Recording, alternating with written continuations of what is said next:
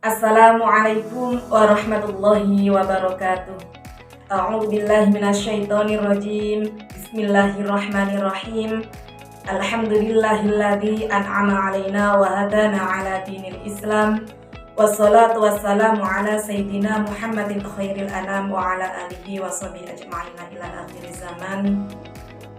Perkenalkan, nama saya Lailatul Badriyah, mahasiswi PJJ PAI UIN Cyber Syekh Nurjati Cirebon dengan nomor induk mahasiswa 2281131415 kelas A 29 semester 5 tugas mata kuliah fikih.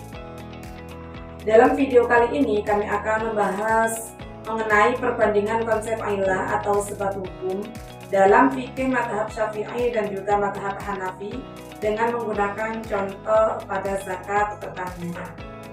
Dalam kajian fikih, konsep illah sangat penting karena menjadi dasar dalam penetapan hukum.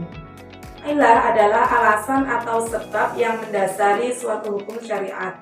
Dalam konteks zakat pertanian, baik mazhab Syafi'i maupun mazhab Hanafi memiliki pendekatan yang berbeda dalam menggunakan illah sebagai nisab atau batas minimal zakat.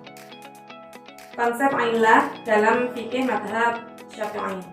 Imam Syafi'i berpegang teguh pada prinsip bahwa hukum harus didasarkan pada dalil yang jelas dari Al-Quran dan juga Sunnah.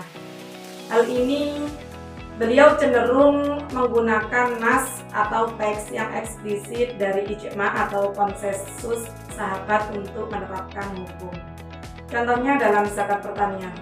Dalam zakat pertanian, Imam Syafi'i menetapkan bahwa untuk nisab zakat dikenakan jika hasil pertanian mencapai 5 wasak atau sekitar 653 kg. Sedangkan konsep ilahnya, kelebihan hasil panen menjadi dasar hukum. Dalam hal ini, hasil pertanian yang melimpah dianggap sebagai rezeki yang harus dibagikan kepada yang membutuhkan. Imam Syafi'i merujuk pada firman Allah dalam Al-Quran surat Al-Baqarah ayat 267 yang artinya, dan keluarkan zakat dari harta-harta kalian.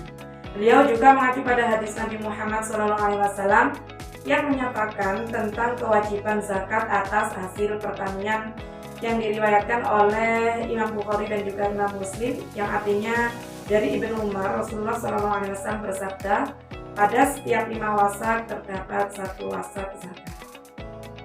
Kemudian untuk konsep illah dalam fikih mazhab Hanafi, Imam Hanafi itu lebih mengedepankan penggunaan kias ataupun analogi dan juga istihsan atau preferensi hukum dalam penetapan hukum. Beliau berpendapat bahwa kadang-kadang hukum itu dapat ditentukan berdasarkan kondisi masyarakat dan juga konteks sosialnya. Contoh dalam zakat pertanian, untuk mazhab Hanafi itu ketentuan zakat pertaniannya jika untuk menentukan satu nisabnya maka zakat dikenakan jika hasil pertanian mencapai 3 wasak. Kemudian konsep ilahnya dari segi mazhab Imam Hanafi itu pertimbangkan terhadap potensi keuntungan dari hasil pertanian yang menjadi dasar hukum. Dan juga hal ini merupakan bahwa meskipun hasilnya itu tidak mencapai 5 wasak, jika potensi keuntungan yang signifikan maka zakatnya harus tetap dikeluarkan. Untuk mengenai dalil yang dirujuk oleh Imam Hanafi juga sama, merujuk pada ayat Al-Quran yang sama yaitu surat Al-Baqarah ayat 267. Akan tetapi pada mazhab Imam Hanafi ini cenderung lebih menekankan pada konteks dan juga keadaan masyarakatnya. Dan dalam hal ini mereka lebih menekankan pada prinsip keadilan sosial dan juga distribusi kekayaan.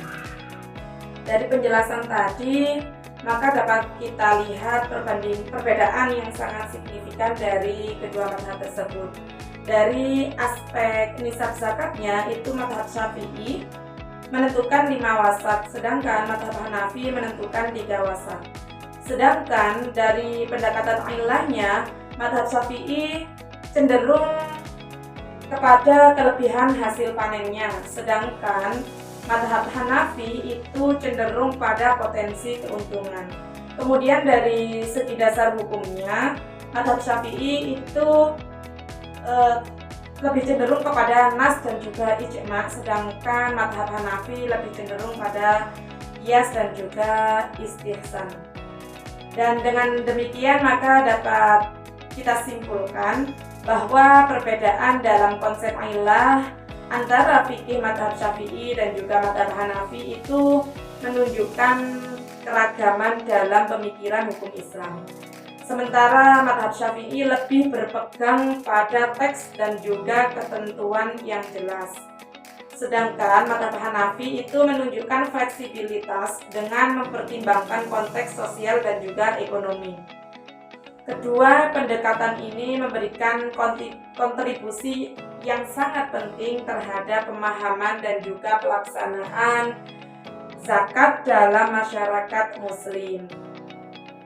Dengan memahami perbedaan ini, maka kita semua sebagai umat Islam dapat lebih bijak dalam menjalankan kewajiban zakat sesuai dengan mazhab yang kita anut masing-masing, serta menghargai keragaman pendapat dalam fikih Islam. Demikian yang dapat kami sampaikan pada pertemuan kali ini. Ada kekhilaafannya, ada kekurangannya, kami menyadari bahwa tak ada gading yang tak retak. Oleh karena itu kami mohon bimbingannya, kami mohon maaf yang sedalam-dalamnya, dan juga kami ucapkan wallahu a'lamu bishawab. Allahumma fiqil aqwami thoriq. Wassalamualaikum warahmatullahi wabarakatuh.